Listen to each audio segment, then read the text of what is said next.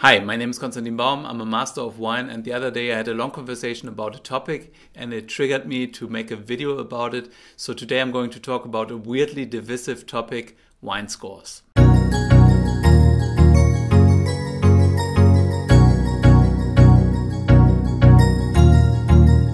That's good. Wine scores are widely criticized in the world of wine. Even people I really respect hate them. My parting comments, I think the 100-point scale really sucks. It's horrible. It's nasty. It's childish. And we shouldn't really be using it. I would argue that the practice of scoring wines is very successful because it is so useful, but this is not a popular opinion.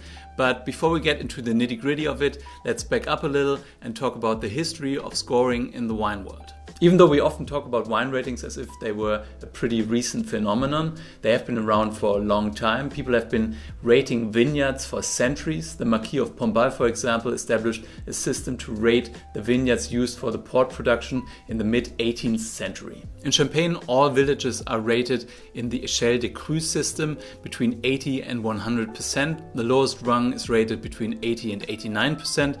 The Premier Cru villages are rated 90 to 99 and the Grand Cru villages are rated 100%. We all know the Bordeaux classification of 1855, where chateaux are rated in 5 different categories, and we also know the Burgundy classification, where vineyards are rated in 4 different categories with Premier Cru and Grand Cru at the top.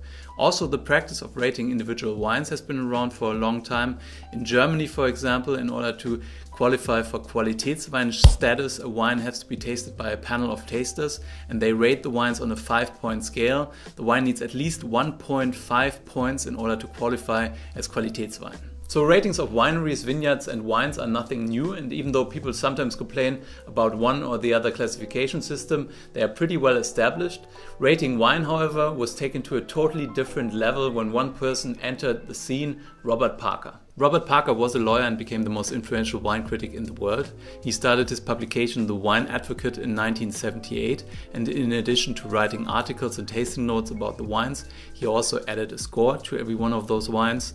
Robert Parker introduced the 100-point scale that is today the international standard for rating wines. So the scale doesn't start at 0, it starts at 50 instead for an unacceptable wine and goes up to 100 points for a perfect wine. A wine with 70 to 79 points is average, a wine with 80 to 89 points is above average to very good, and a wine with 90 to 100 points is outstanding to extraordinary. I use the 100-point scale myself because I find it pretty straightforward and easy to use.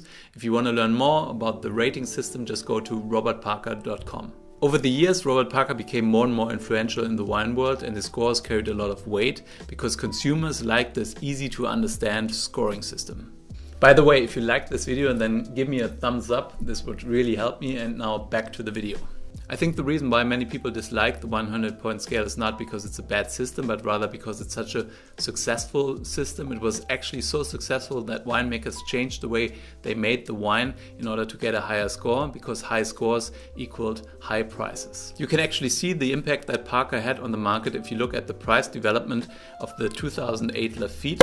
When Robert Parker released his score of 98 to 100 points, so a potentially perfect wine, the price of a case of that wine increased by 75% overnight. Robert Parker actually became a kingmaker when he wrote about the small unknown winery in 1997, that their 1995 For the Other Hand wine was a blockbuster and that his readers should get onto the mailing list of that wineries. His readers followed, and a new cult winery was born, sine qua non. All of a sudden, wineries that did not have a great track record were able to get the same score as a famous chateau from Bordeaux or a well-known domain from Burgundy. It was not about the history of the estate, it was about the quality in the glass.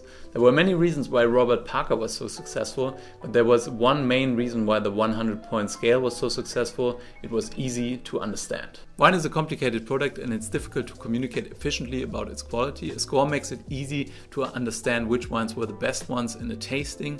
You don't even have to understand the language in order to understand what the quality of a certain wine is. You can also add scores to websites and catalogs of wine merchants pretty easily and sort by them. And you can also put a score in relation to the price. Would you rather drink a 95-point wine for $95 or would you prefer to drink 2 bottles of 90-point wines for $45 in total? I personally find the 100-point scale very useful. If you taste a lot of wines, your tasting notes become a little bit repetitive and a little bit meaningless. If you have to put a score to each and every wine, it really forces you to think about the quality of the wine in relation to all of the other wines that you've tasted before. Tasting notes allow you to be wishy-washy, while a score is a firm commitment. But as an example, let's read some tasting notes from some of the most well-known wine publications.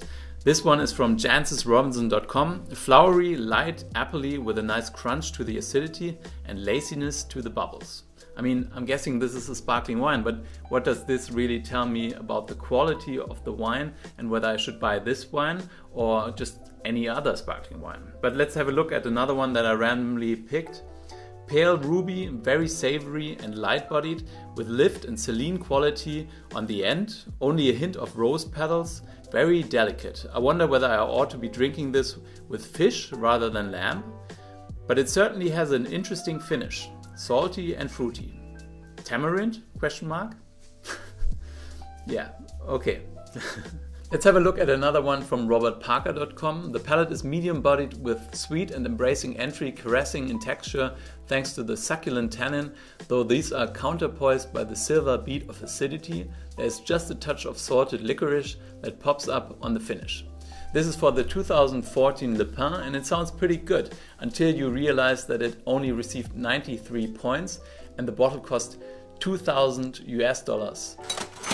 All of a sudden, the 2014 Chateau Poesia sounds like an amazing deal because it also received 93 points and it costs only $40 a bottle. So wine scores are really useful, but there are obviously also problems with wine scores. For one, they imply a precision that is simply not there.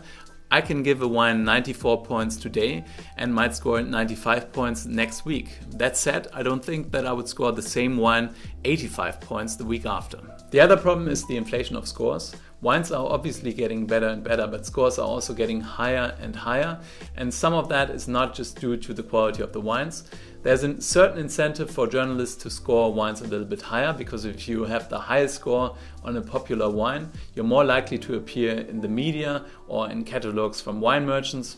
You all know which wine critics I'm talking about. Scores can also be influenced by personal preference. The 2003 Pavie was a great example for that because it caused a clash between two of the titans of the wine world. Robert Parker gave it this review: a brilliant effort. Pavie, along with Ozone and Petrus, is one of the three greatest offerings of the right bank in 2003 and scored it 96 to 100 points, a potentially perfect wine.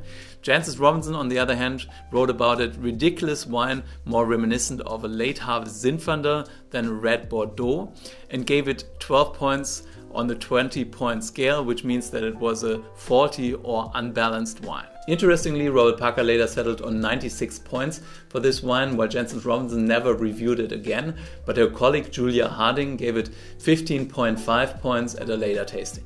Subjectivity always plays a role when things that are difficult to measure are measured by humans. Think of the scores that are given to figure skaters at the Olympics, or the online ratings for hotel rooms and grades in school for the essay that you've written. This does not mean that we shouldn't rate those things, but rather that we should take those scores with a grain of salt. Does it really matter if you like a wine, whether it was scored 85, 90 or 95 points? On robertparker.com, the explanation of the scoring system actually ends with this paragraph.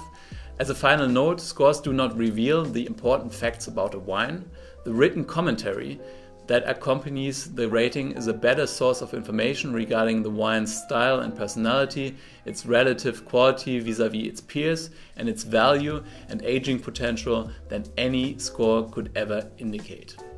I agree, scores are useful, but they are certainly not the only factor when it comes to the quality of the wine. I would recommend rating wines yourself and then comparing those scores to wine critics. If you agree with them, then follow their advice next time, but also look back at your scores when you retaste the wine in order to see how reliable your assessment of quality was. So thank you for watching. If you liked this video, then please like it down here, subscribe to my channel and turn on the notification bell. My question of the day is: what do you think about scores? Do you use scores? Do you not use scores? Do you like scores or do you hate scores? Please comment down below. I want to see all of your beautiful comments. I hope I see you guys again soon. Until then, stay thirsty.